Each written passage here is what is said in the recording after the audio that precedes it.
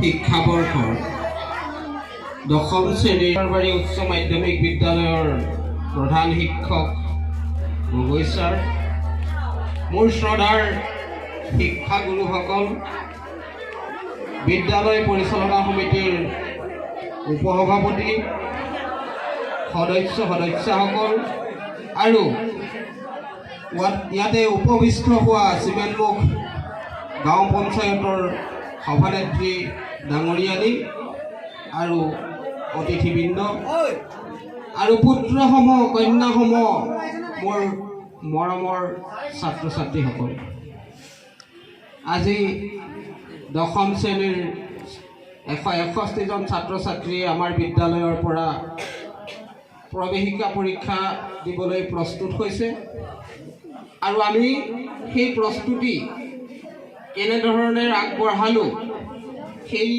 জোখমাপটো ওলাব ৰিজাল্টৰ সময়ত।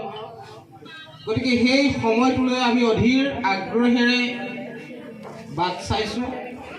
আমি যিমান পাৰোঁ সাধ্যানুসাৰে আমি জনা কথাখিনি তেওঁলোকক দিবলৈ পুৰুষাৰ্থ কৰিছোঁ।